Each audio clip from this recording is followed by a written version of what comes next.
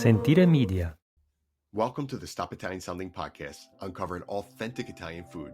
I'm your host, Robert Campana, and join me as we delve into the rich heritage of genuine Italian food, exploring its legends, history, and traditions. Through important tips and insightful interviews with industry professionals, you'll gain a deeper understanding of authentic Italian food. Welcome back, everyone, to the Stop Italian Sounding show, uncovering authentic Italian food. So today's guest was born and raised in America and then lured to Italy by superb food and wine. So, I can't say I blame her because who isn't?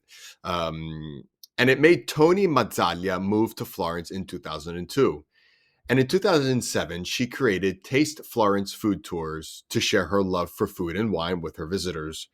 Her tours have been featured in Photos, Rick Steves, the Boston Globe, the Dallas Morning News, the Washington Post, the Toronto Star, and featured on Voice of America, Deutsche Welle, the CBC, and MTV.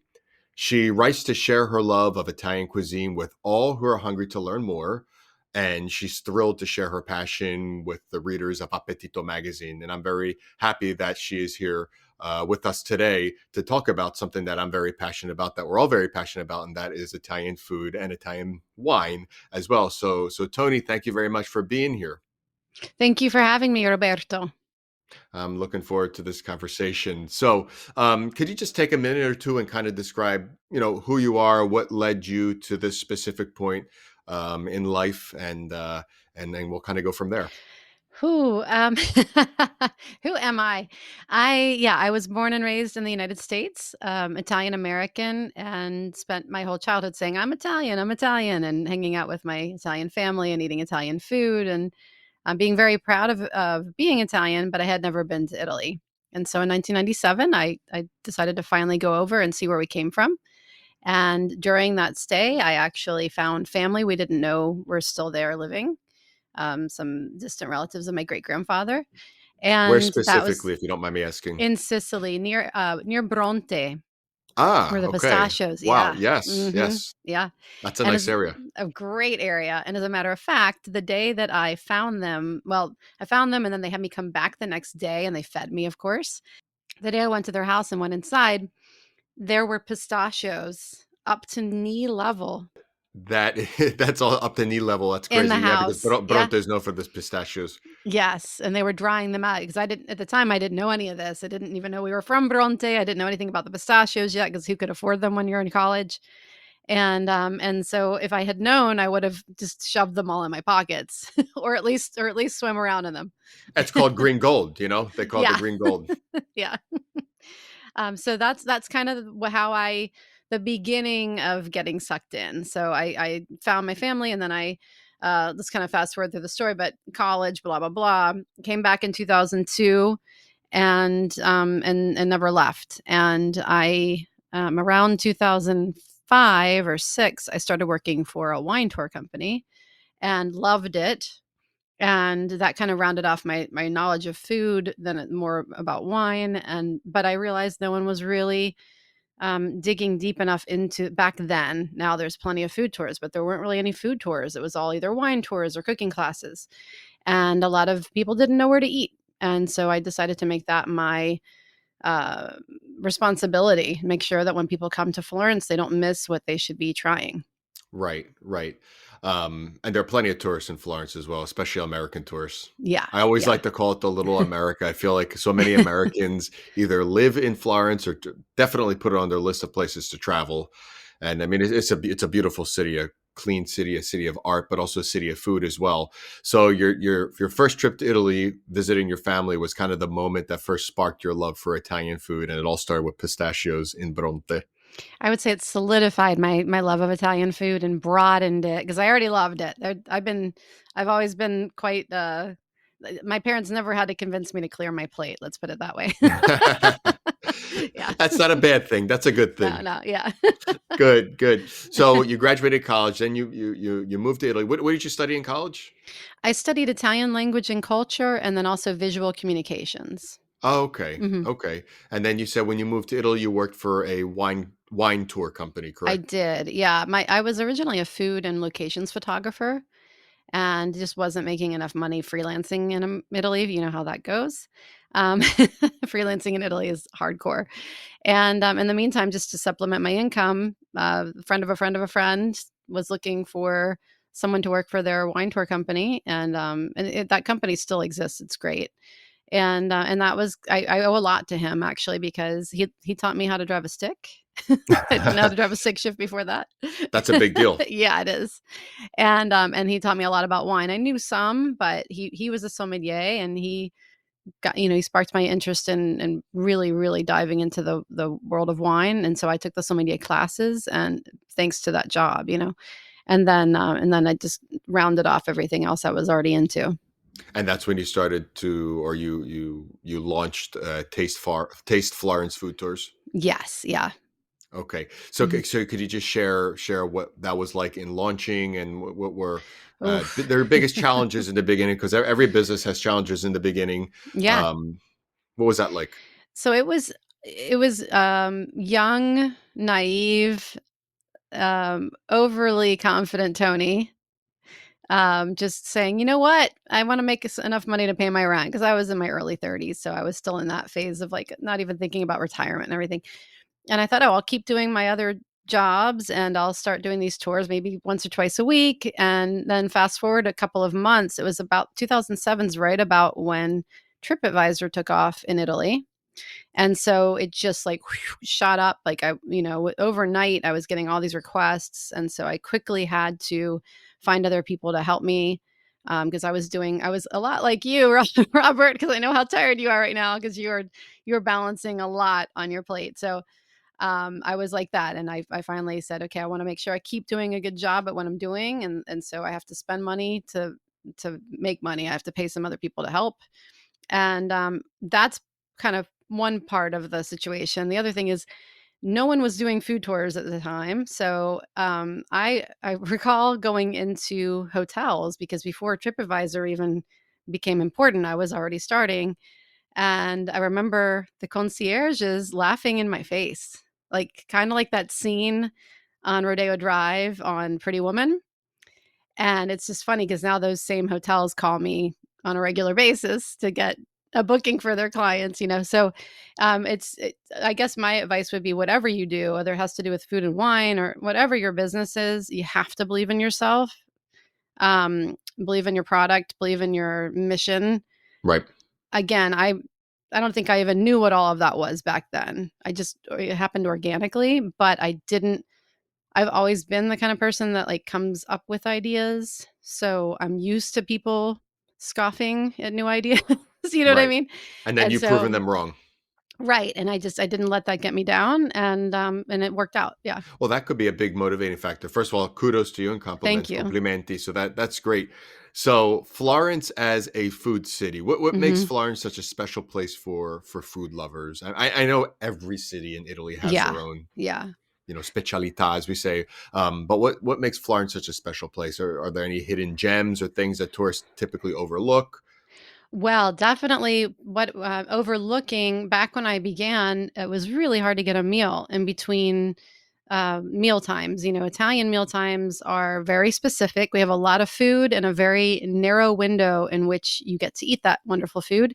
So if you don't do your research, which a lot of people don't know that they need to be researching, and you come to Italy and let's say you come to Florence and you go to the Uffizi and you get out at 2:30, let's say 3 o'clock, it's kind of the witching hour. You're especially 10, 15 years ago, all you were going to find were slices of bad pizza, because Florence is not good at pizza by the slice at all. Rome is. If you want pizza by the slice, no problem in Rome. So bad pizza, bad panini near the Ponte Vecchio, big gelato, mounds that like one gelato is going to cost you €10. That's a bad sign. Florence has become an easier place to get a meal in the last, I would say, 5 to 10 years. However, I still say every time I go to Rome, I have a good friend that lives down there, and I'm like, it's like going to the state fair. There's just every corner, there's something that tempts you, and there's something to eat. There's never a shortage of food and good food when you go to Rome, when you go to Naples, to Napoli. But in Florence, it's tough, and you have to know where to go. So if you want to eat good food in between meal times, enoteche, the wine shops, things like that are the thing to do. So what is special about Florentine food? Okay, as someone who lives in Florence and let's call myself like an adopted Florentine, it is kind of my duty to think that we do everything better. Okay, like I have a friend that, right, like how in Italy it's all about your region and your city and your region and then your country. So on that theme, our olive oil is fabulous. Our recipes are our dishes are not too fussy, not too heavy, not too creamy. They're kind of like the Goldilocks for me, it's kind of Goldilocks and the Three Bears, just right as far as balance of flavor and freshness. And The food's so good and flavorful that you don't even have to put salt in the bread. Yeah, you do. I'm gonna take that bait. I am not gonna lie.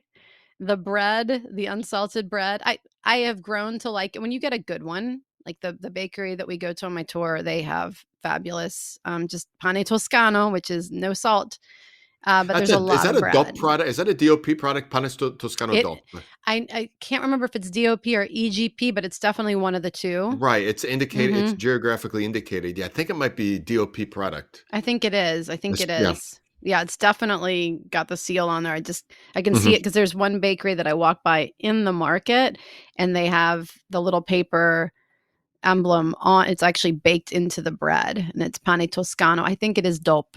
I have a Yeah, I photo think it somewhere. might be right. Yeah, and people are like, how could you make bread a protected product? Oh, you can.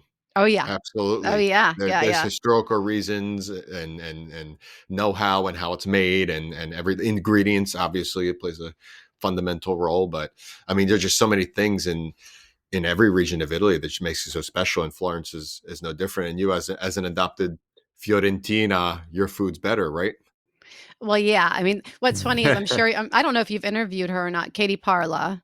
She's down in Rome. What a great last name. I have last name envy on that one. That's like the best last name ever.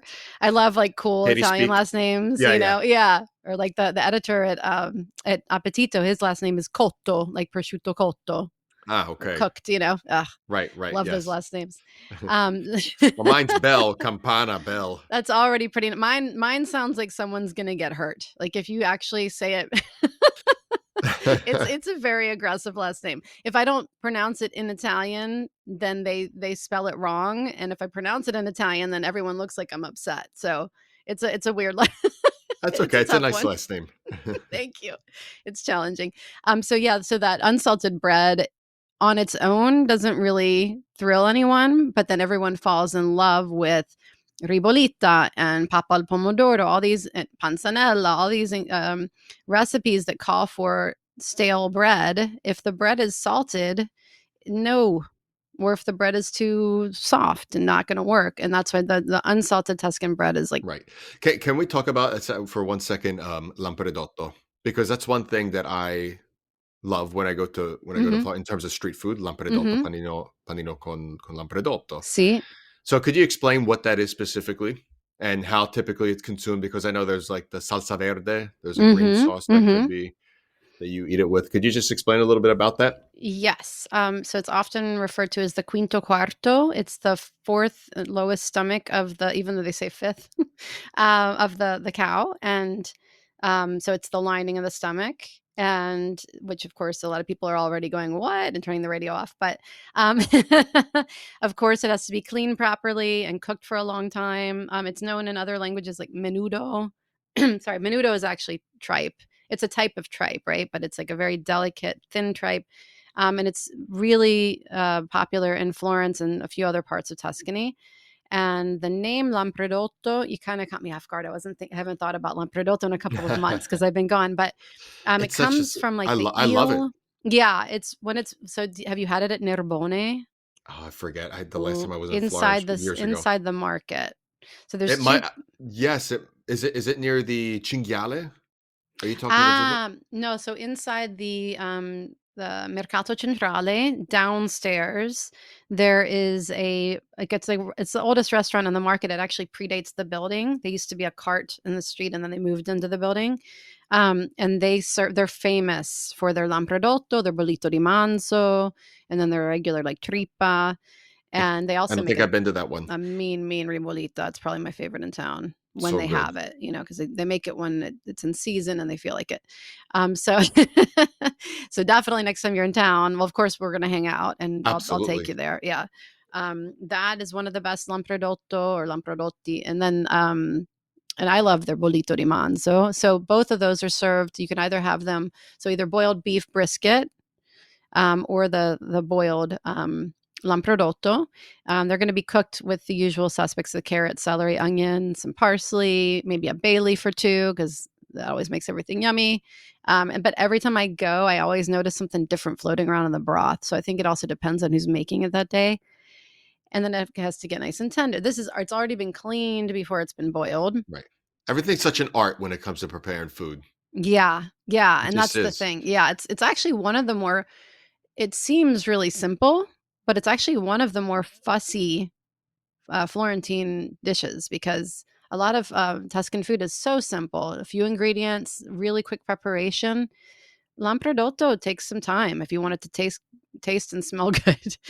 So Like if you talk of simplicity, I think of something like panzanella, for example. see, yeah, You know, exactly. simple And dish, delicious in season, products in yeah, season, I love and it, and just a I love. refreshful. Sorry, I keep interrupting you. No, no, that's fine. No problem. It's just such a fresh Yeah, dish. You it know. really is, and it's like it's one of those classic dishes that you're like, it's so simple. It's so good. Why do we make, what is the point of cooking for hours when I could just make this? Exactly. Yeah. Why do we overcomplicate things? So, Yeah. so let me ask you, what are Mhm. some misconceptions that Americans have about Italian food in general, Mhm. but also about food from Florence, and how do you help Oh, these boy. visitors understand the real thing? Because you know that I focus a lot on real versus Italian sounding. So, how do you do your part in helping them understand the real thing when they say, oh, where are the spaghetti and meatballs? I don't know. I'm just Right, exactly. Yeah, I could definitely speak more on a general level of like overall misconceptions about Italian food. Misconceptions about Florentine food, that I'm sure there have to be some. Um, but I think a lot of those are just based on misconceptions about Italian food. So I think a lot of people, when they come to Italy for the first time, especially if they didn't have Italian grandparents, but even if they did, I mean, a lot of us have grandparents from down the south, and so we're used to the things, the meatballs and the eggplant parmesan and the chicken parmesan. No, uh, exactly. no, no, Italian American, no. which is separate to be respected, Right, obviously. right, right, Two right. separate things. Exactly. Yes, Number one, there is no such thing as a bed of pasta that goes under your meat. That just is not a thing. This is the biggest misconception. It drives me absolutely crazy. The bed of pasta. you mean you can't add a side of pasta to that Ugh, that Fiorentina? no, I cannot, and I Good, will not. And that's something very Tuscan too. They will like veto an order. They'll be like, "No way, Jose, that does not happen. You want cheese to put on your fish pasta? Nope, not gonna do it. good. You want I'd rather cappuccino? them not serve. Exactly. Yeah, because otherwise we're just the things are going to morph into the wrong version of what's supposed to be served. Of Yeah. course, Yeah. absolutely. So no pasta with that steak. And speaking of No. steak, there's the famous bistecca alla Fiorentina. Can you comment on that? Oh Typically, yeah. yeah. Typically, what type of cut? How big is it? Anything Mhm. and everything. How is it typically prepared? Well, it's typically prepared medium rare. So it shouldn't be purple, but it should be very pink. And it's essentially the I didn't know much about beef before moving to Florence, because I didn't eat a lot of beef growing up in the States. My dad, my family just was not, they're not beef eaters. They're more fish people. So everything I know about steak, I learned from my butcher. That should be a poster. Yeah, yeah. And I like that. yeah. And so I'm still learning. I got to be honest. Like every time I think I've understood, then somebody will tell me something different. A different butcher gives me a different story. But the Florentine steak is traditionally served medium rare. It can be a little more rare, but it shouldn't be too rare. Okay. But it should never be medium well or well. And the reason for that is because the traditional cow used to make the Florentine steak was the one that was available locally, which is the Chianina. And the Chianina is a work cow. It's a cow that is muscular and tough in nature. And the only way to tenderize it is to do a dry aging. So at least 15, even 30 days. Kind of the word that's kind of not the exact translation of dry aging, but similar is the frollatura. The frollatura. So when you go to a restaurant and you order a Florentine steak, you can say quanti giorni di frolla or how long has it been frollato, and they're going to want to tell you. They're going to want to show it off. It's just like a wine that's been aged 3 years or a good cheese, and a good restaurant is going to come out and bring you 2 or 3 steaks to choose from. And you'll notice that usually you're going to, on that platter, you're going to see a T-bone. There's going to be the bone in. And they're going to give you a choice, and they're going to tell you how much it weighs because you get charged by the weight. So you want to really be paying attention when you order your steak. And also, you're not expected to eat it by yourself. You are absolutely expected to share it with someone else at the table. And if you don't finish it, no one's going to kick you out of Italy if you ask for a to-go bag. They've gotten used to that. I was going to Yeah. say that they're not Mhm. going to kick you out of Florence and say, "Don't come back." Put you in No, they'll only exile. kick you out if you order it well done. Exactly. Well, don't even try to order it. They probably wouldn't even cook it at that point. I had a friend visit me from Rome. I mean, we're talking another Italian, more Italian than me. And I took him to the best place to get, one of the top places to get at Florentine. And silly me, I go to the bathroom for 5 minutes. And when I come back, the steak is not on the table. And he was like, "Oh, I sent it back. It wasn't cooked." And a little piece of me died right that minute, right Oh my inside. gosh. Yeah. Oh God. And so, They're probably but I was like, at least thinking, it was the Italian that did it and not an eh, American. You know what I mean? E exactly, Yeah. exactly. Yeah. So I'm gonna ask you a difficult question. So a Sure. lot of people when they try to Florence or when they travel to Florence, it's either maybe for a day or 2 days, maybe they're going from Rome up north or north down south. So if people only had 1 or 2 days in Florence, what are the must-try things that they have to eat that you would Okay. recommend? Okay. Depends on time of year because of the seasonal things. If you Yes. like steak, because by the way, if you don't like steak, no one's gonna know that you didn't try the Florentine steak. Like you're not gonna magically like steak all of a sudden. Okay. So please don't force yourself to eat a Florentine steak if you're not a lover of steak because it's a commitment. So if you like steak, definitely have a Florentine steak. If you like seafood, even though we traditionally have more seafood along the coast, we have some beautiful fish restaurants now. And then a big thing not to overlook, everyone gets kind of fixated on the steak. Try the lampredotto if you're open to it. If you're afraid of doing the stomach of the cow, then do the bollito di manzo, the beef brisket that's been boiled. It's fantastic. And to answer your earlier question, those are going to be served either on a plate or on a lovely roll, and that roll will be dipped into the broth, and they will serve it with, you have to specify. They have a beautiful salsa verde, which is that mild parsley sauce, and it just brings it all together. And you can get that and or a spicy sauce, like a little sauce made with Calabrian pepper, chili peppers, and maybe a little bit of tomato to give it some extra color and some olive oil. And those 2 things combined, and then the dipping of the roll in the broth, it's just that's one of those things that you eat and you're like, "Where has this been my whole life?" My gosh, so good. I have to stop recording these podcast shows at a moment when I'm hungry because thinking about this, I mean, I could eat 6 of them lined up right now. Mhm. Yeah, So, mhm. this is so Mm. so good because I've had the lampredotto before, so I know if you haven't had it, you have to try it. If you're going to Florence, write it down right now. Lampredotto. Try it and let us know. You're gonna love it. So, like in terms of the evolution of Italian food culture, or specifically food culture in Florence, have you noticed any changes in Florence's food scene over the past years that you've been Oh, yeah. there? Like, Oh, I yeah. mean, traditions are evolving. Obviously, they're always evolving. Yeah. So, what changes have you noticed over the past decades? So so, and then if I can, I wanna add one more thing about what they should try. Something that gets overlooked, I think, too much is all of the cacciagione, the game. So wild boar and, I mean, a ragu sauce made with duck. Ah, okay, a rabbit, wild hare, the lepre, cinghiale, capriolo. I mean, there's just all these beautiful things. And if you're worried about Bambi and Thumper and everything, keep in mind, especially the cinghiali, the wild boars, that the wineries are invited to hunt the cinghiale, the wild boar, because if they don't, the wild boars will eat all of the grapes, and then you wouldn't have any wine. So just keep that in mind, so you don't feel so guilty eating the wild boar. And we all And want it's wine. delicious. I'm sorry. We all want wine, right? How Yes, dare they eat our grapes? So let's eat exactly. some wild boar cinghiale So we shouldn't ragu. feel bad. Exactly. So yeah, there are places that serve lots of good places that serve pasta with the different, and it's not going to be. I can't say, hey, go to this place for this thing, because those are the things you find maybe once a week on a menu. Like La Casalinga, they make. Oh, she makes the best duck ragu outside of the duck ragu made by the mother of one of my ex-boyfriends, who to this day, if I say her name, all of my friends are like, ah, Pasqualina. I mean, we just the woman, her food. She was half Tuscan, Wow. and she is half Tuscan and half Sicilian. So I just want you to do the Oh, math, like the wow. mental math on how good that food is. I was gonna say that's an interesting combination. Mm-hmm.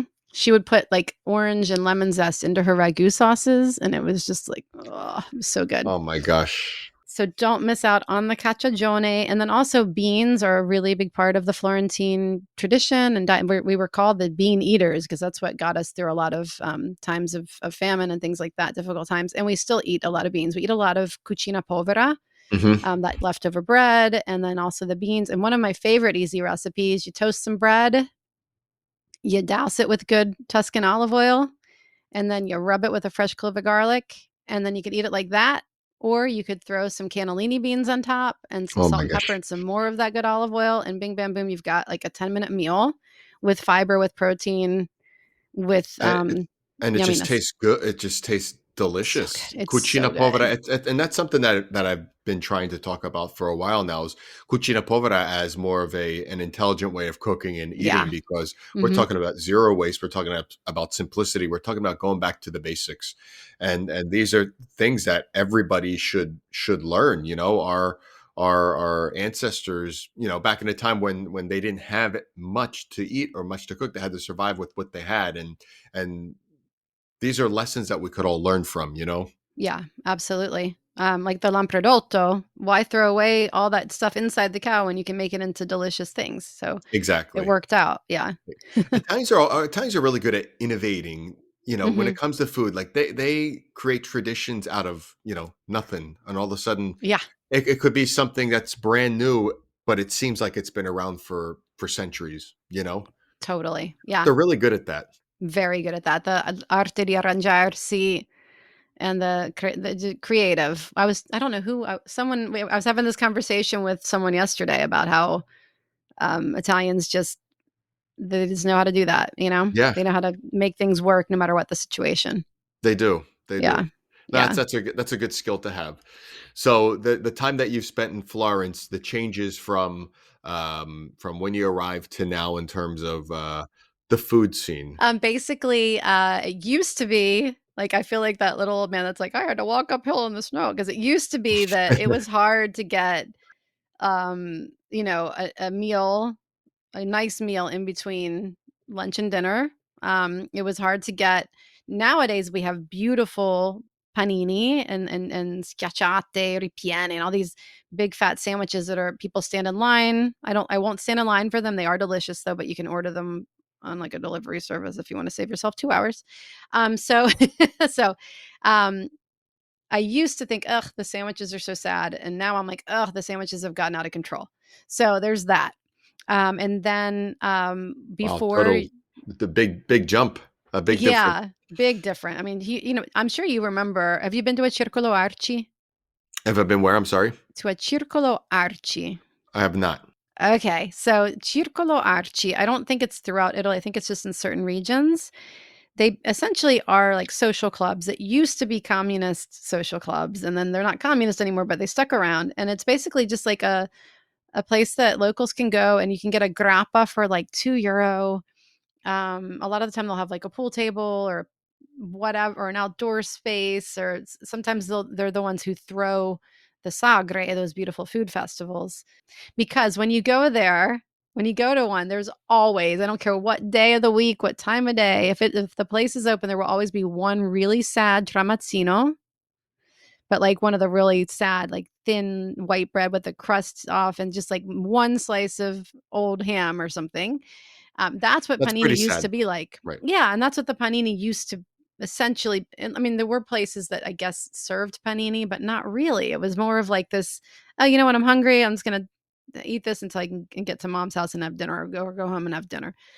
So that's what the sandwiches used to look like, and now we have the opposite end of the spectrum. Um, Places that like the places that you stand in line, and now there's, I mean, I'm not going to say millions, but there are easily dozens, if not hundreds, in Florence trying to copy that one who had success. And then the other thing is back in the day, you couldn't find a place where you could get a cappuccino and sit down and just hang out with your computer. If you wanted to sit and have a cappuccino, you were going to do that in a place like in the one of the squares, like in Piazza della Signoria or Piazza della Repubblica, and you're going to pay like €10 just to sit at that table outside. In Venice, forget about it. It's probably €25. It used to be like 15 before the pandemic. Because there's live music and everything. So back in the day, you didn't meander over a coffee. It just was not a thing you did in Italy, which is ironic because in America, we're in a hurry to do everything, but we drink buckets of coffee and we sit there for hours. And in Italy, they're always taking their time, but they like to just shoot back espresso and get the heck out of there. It's like this weird Exactly. paradox. It's crazy. It's so weird. But there are a lot of places that have opened. There's a place called Ditta Artigianale, and respect for their coffee because they do have good coffee, and respect for this person that I don't know who opened the company, but I mean, they've got like 4 locations. They're doing great. And that is now, it's like a local, I don't want to call it a Starbucks. It's a local chain, or local mini chain, right? But he really takes his coffee seriously. It's very good. But you can also get I don't know if you Well, can get a blueberry muffin, but if he's serving Italians, the coffee has to be good. Has to be a minimum standard. it is. I But mean, you know there how was Italians are with actually coffee. some guy, actually, I don't know if he was Florentine or if he was Italian from elsewhere and came to visit Florence, but he went in there and ordered a coffee. And I think it was like he ordered un cafe, like just one espresso. And I think it was €1.50, which is about 40 cents more than you get it elsewhere. And he pitched a fit and tried to like turn this guy into the Guardia di Finanza and say that he was, skimming people.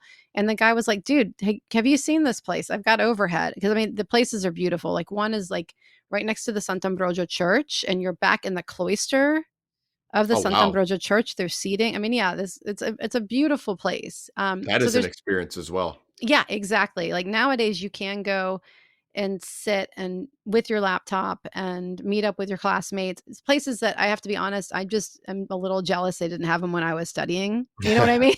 Of course. I don't dislike them, but like they're just places I don't go to because I have my own apartment. I don't have 40 roommates like I had when I was in my 20s. Right, right. Of course. Yeah. Of course. So, I'm like I said before. Right now, I'm hungry and I want to eat everything that you mentioned. I also want to be respectful of your time. So, I want to talk also about your food tour company. So what? So talk to me a little bit about that. If somebody were to sign up, what would they expect from you? Like, what type of tours? What does the typical structure of a tour look like? What do you Right. offer? What do you do? Thank you. So I don't offer a huge variety of things because I've been doing this for over 17 years, and I found what works the best for my schedule and for most people that come to town. And it's a morning food tour. We start around 9:30, 10 o'clock. It depends if it's hot out or not. So we start out, let's just say 10, and then it ends around 1:30 or 2. And you basically don't want to fill up at breakfast and will not need lunch after that. It's not that the portions are big, they're moderate. They're not small, they're not huge, but it's such a variety of tastings because we go to a bread bakery and have a couple of different tastings there. We go to a pastry shop and have three or four tastings there. Things are cut into smaller pieces so you can try a bunch and not get too full. We have some of that street food. We have some of the bolito. Usually we'll have the beef, but if someone wants to try the lamprodotto, we'll gladly give them a portion of that or a taste of that. And then we also we have at least 3 wines on the tour, sometimes 4. We have balsamic vinegar, which is not local. It is not Florentine, but I am 100% obsessed with balsamic DOP, the real stuff. From Modena. Buonissimo. And the one from Reggio Emilia, very good. Of course. Oh, yeah. Right. Just nobody knows about poor Reggie because nobody can Yeah, and I pronounce know it. it's always di Modena. CC. And so we talk about those. Olive oil. We talk about how the olives are pressed. Forgetting a couple things. We'll usually have coffee with the pastries, but that's not mandatory. Mm-hmm. Some people don't want coffee. It's fine. We have gelato. We have cheese, different types of salumi, which I am on a mission. Can we please do this together? Because you have a good presence online, Robert, because you're doing such a good job. Thank you. Enough with charcuterie. Can we get people to say salumi? It's so much Salumi, easier. yes. No, I Salumi, agree. per favore. No, I agree. That for some reason, this word charcuterie, and nobody can say it, became famous. Everybody uses it now. I don't know, probably because some influencer or whatever a charcuterie board. I like salumi. I'm team salumi. I'm team salumi. So yeah, maybe if you ever did a whole thing about that, that would be good. Yes, that would be interesting. Awesome. That would be That great. would be better to do it in person and explain, Yeah, I mean, I say it on the tour, but people are getting all this information while they're eating and drinking, so I can only expect that a guest is going to retain about 5 to 10% of what I say. Now, in terms of drinking, you mentioned, would you say 4 or 5 wines? What are the wines that 4. you? Oh, 3 or 4. Okay, my brain is I want more. That's okay. Everybody, when they think of Tuscany, they automatically think of Chianti. Besides Chianti, right? Tell me some wines that you specifically taste. I love, if we want to talk about other Tuscan wines, Carmignano, which is a place, not a grape. It's just west of Florence, and there's actually a UNESCO World Heritage site there. It's a teeny tiny wine zone, and it's traditionally a blend. It's one of the few traditional Italian wines that's a blend, and it includes a little bit of Cabernet Sauvignon and Merlot or Petit Verdot, and then a lot of Sangiovese, so the local grape. And that's all thanks to the Medici, of course, because they did everything.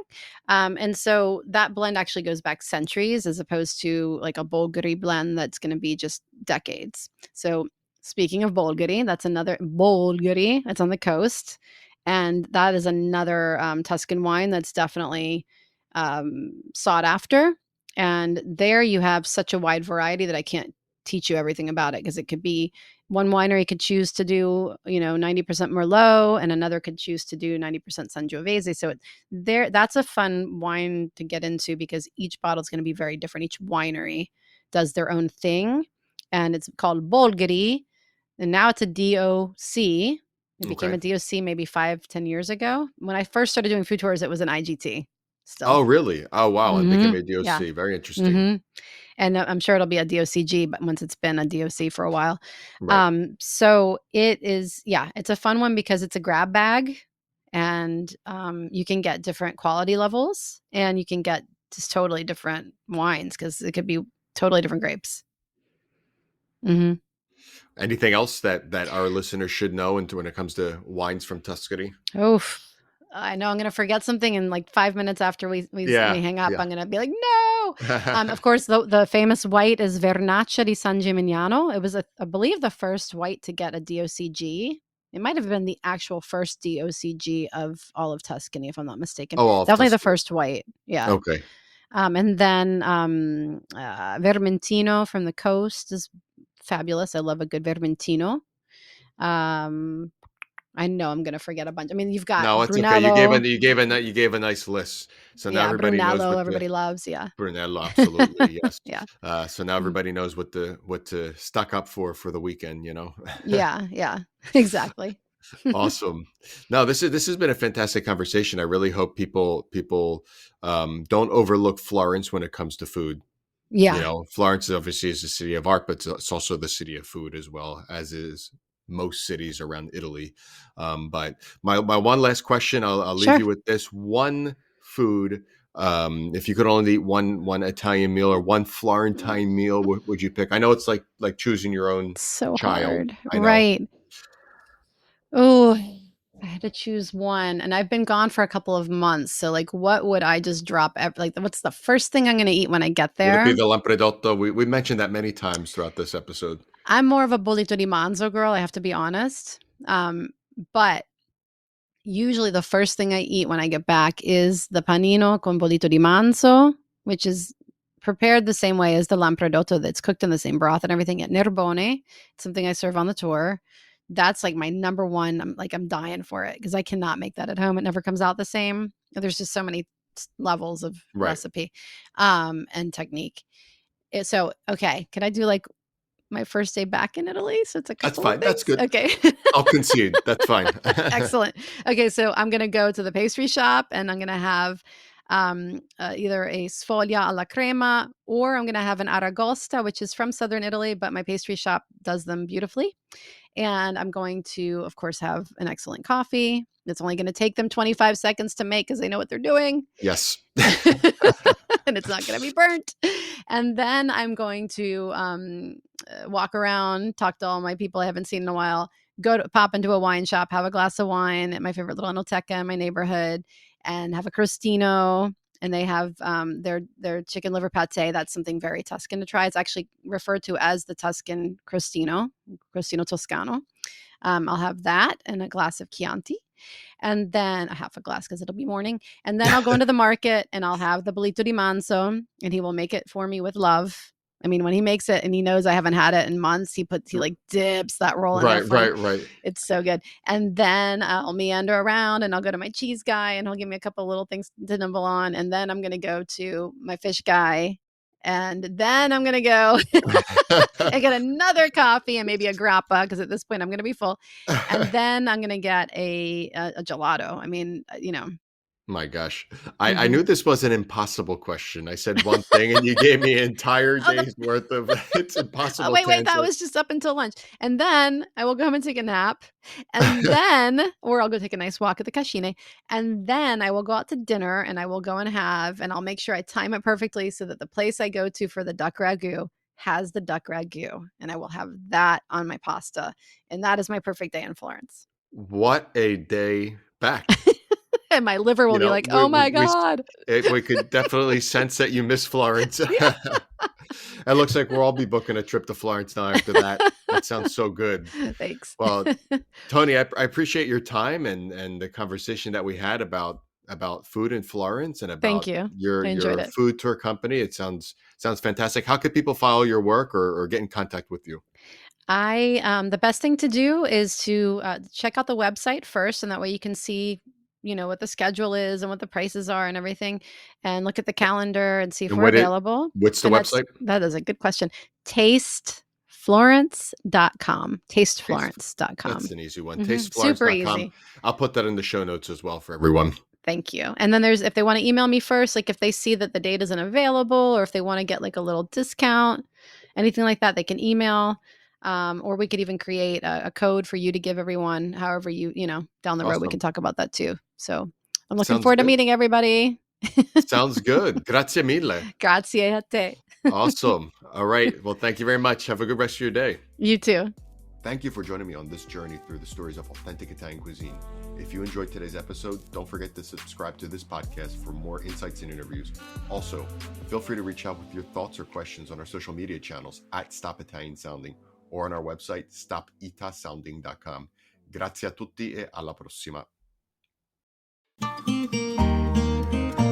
Sentire Media. Hey, podcast producers and show hosts. Do you want to join a podcast network that celebrates all things Italian? At Sentire Media, we understand the allure of Italy and its unique culture. Our devoted team of hosts and producers are all driven by their shared passion for Italy. And we work tirelessly to create the best lifestyle podcasts and content that will whisk you away to the very heart of Italy. With us, you can savor the mouth-watering flavors, get lost in the stories from the past, break down the cultural barriers, and truly immerse yourself in the vibrant traditions of this intoxicating country. If you have a great podcast idea or are already in production and would like to join Sentire Media, head over to sentiremedia.com, that's SENTIRE media.com, and find out how to submit your show.